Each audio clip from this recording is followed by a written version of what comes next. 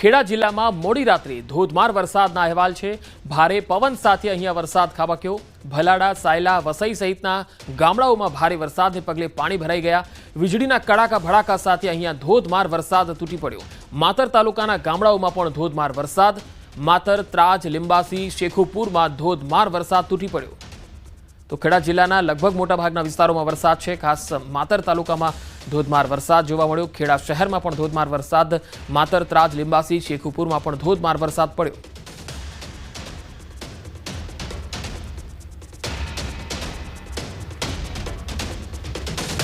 હવે પંચમહાલ જિલ્લાની પણ તસવીરો જોઈએ। પંચમહાલ જિલ્લામાં મેઘરાજાએ વીજળીના કડાકા ભડાકા સાથે આગમન કર્યું।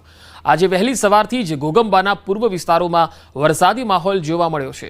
યાત્રાધામ પાવાગઢ ખાતે મેઘરાજાના આવન જાવન વચ્ચે ભક્તો પણ સર્જિત વાતાવરણમાં રેઇનકોટ સાથે ગરબે ઘૂમી ઉઠ્યા અને ગોધરામાં મોડી રાત્રે 2 ઇંચ જેટલો વરસાદ જોવા મળ્યો અને અહીંયા 2 ઇંચ વરસાદના કારણે જે માર્ગો છે એ પાણી થઈ ગયા।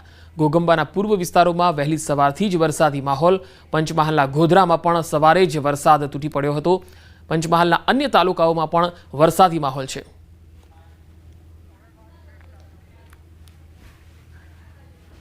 અને હવે વાત મેઘ તાંડવની।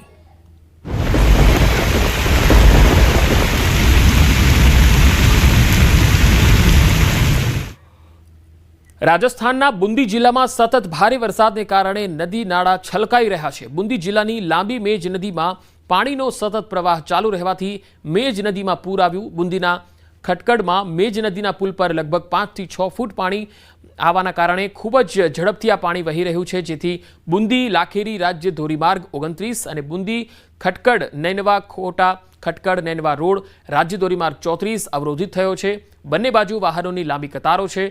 મેજ નદીમાં પૂર આવ્યું છે, તેના પગલે ખટકડમાં નદીના પુલ પર પાણી વહી રહ્યું છે। આ સિઝનમાં લગભગ ચોથી વખત મેજ નદીમાં તોફાન આવવાના કારણે બંને રાજ્ય ધોરીમાર્ગો ફરીથી ચોથી વાર અવરોધિત બન્યા છે।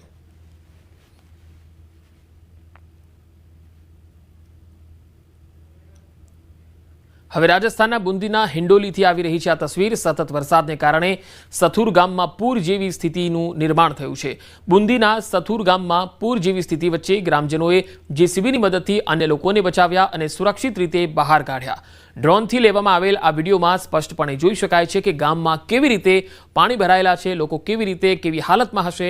સતત વરસાદને કારણે ચંદ્રભાગા નદી છલકાઈ ગઈ, જેના કારણે સથુર ગામમાં આ સ્થિતિ જોવા મળી। સતત વરસાદને કારણે ચંદ્રભાગા નદીમાં પાણીનું પૂર આવ્યું। સથુર ગામના કેટલાક ઘરોમાં પાણીનો પ્રવાહ આવવાથી ઘરો ટાપુઓમાં પરિવર્તિત થયા, જ્યારે એક ખાનગી શાળા પણ ટાપુમાં ફેરવાઈ ગઈ।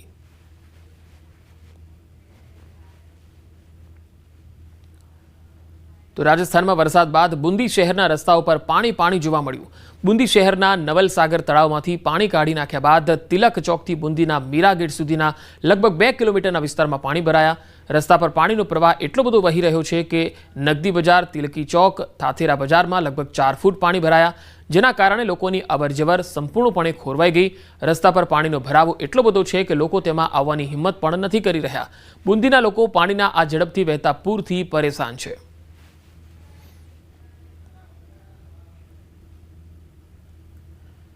તો રાજસ્થાનના ડુંગરપુર શહેર સહિત અનેક ગામોમાં વરસાદ પડ્યો। વરસાદને કારણે રસ્તાઓ પર પાણી વહેવા લાગ્યું।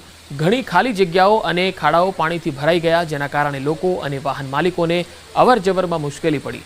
લગભગ 1.5 કલાક સુધી ભારે વરસાદ પડ્યો અને ત્યારબાદ વરસાદની ગતિ ઓછી થઈ, પરંતુ ઝરમર વરસાદ અને હળવો વરસાદ ચાલુ રહ્યો।